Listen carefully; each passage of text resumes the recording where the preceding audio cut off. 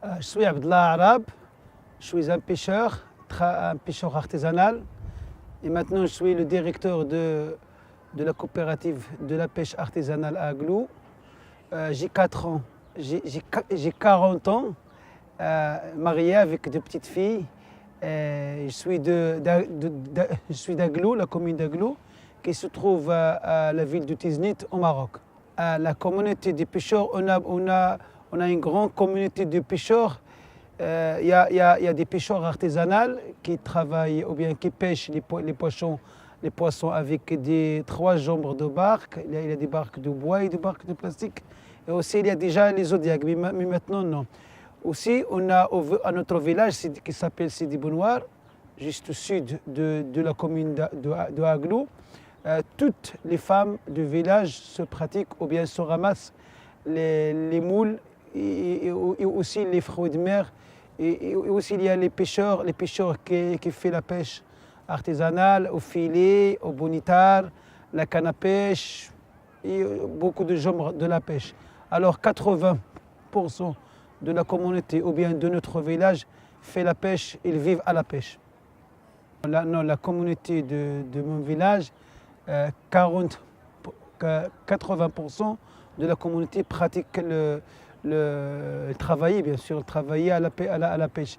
Mais il y a aussi 20% ou bien 25% qui travaillaient, il y a des immigrants, ils pratiquent aussi la pêche, mais d'une autre manière. Alors ils travaillent dans vendre les poissons à les ports ou bien travailler à la grande pêche.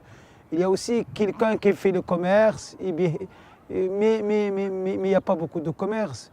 Et les autres, l'agriculture, mais maintenant la pluie à notre village ne donne pas. Alors tout ce qui est un pêcheur, automatiquement il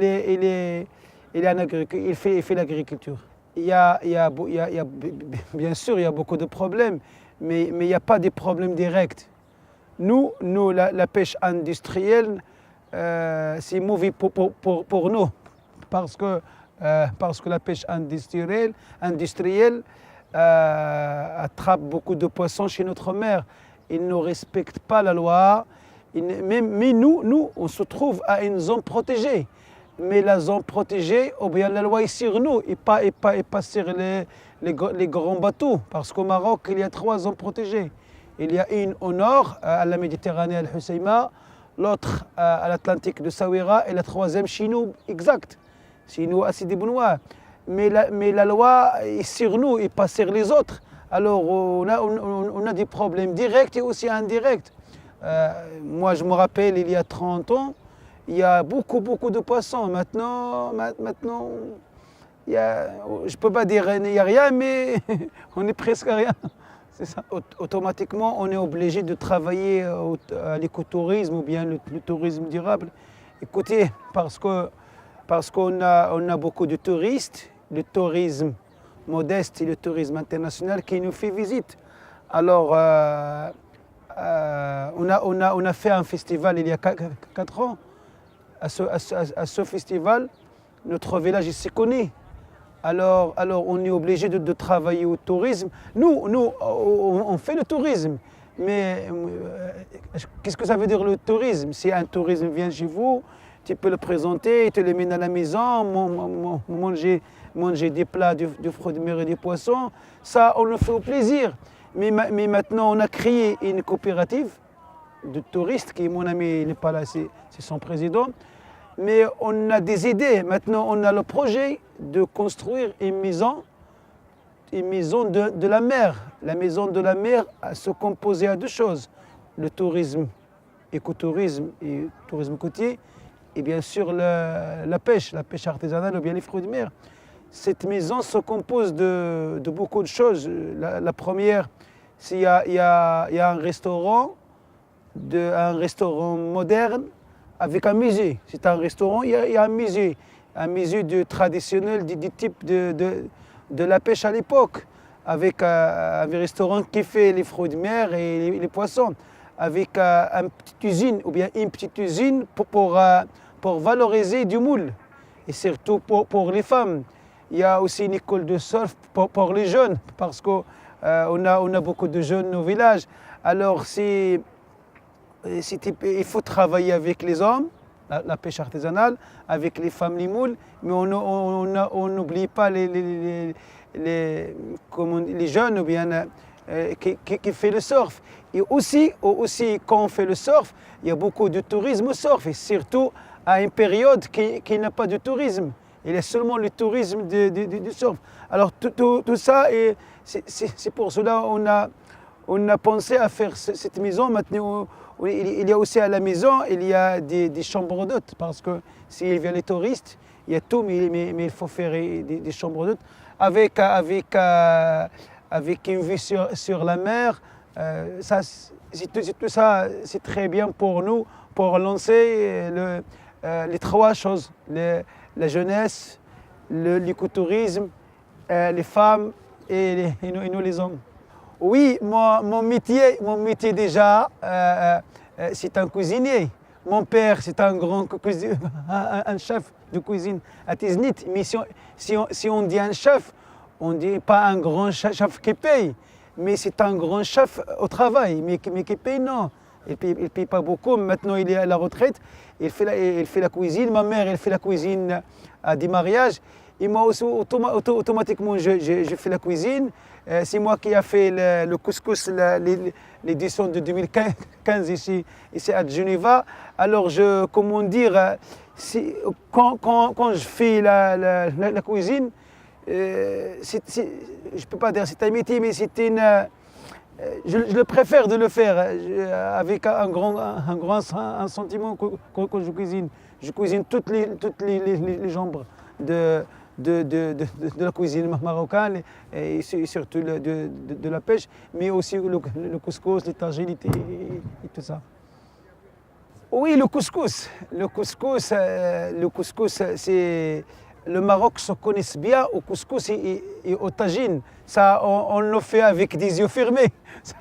Ça c'est notre culture. Et aussi, je ne t'ai pas dit, on fait un festival. Alors, dans le festival, il y a des plats maritimes locaux. Il y a du couscous, il y a du bedaz qui se connaît, il y a du tagine. Il y a toutes sortes de plats de notre village. Bien sûr, la cuisine a changé. La cuisine qu'on connaît il y a 30 ans, ce n'est pas la cuisine de maintenant.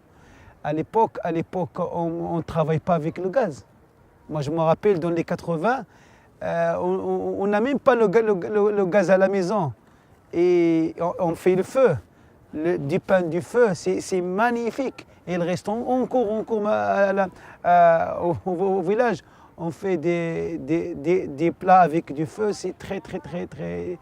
C'est quelque chose qu'on ne peut pas le raconter.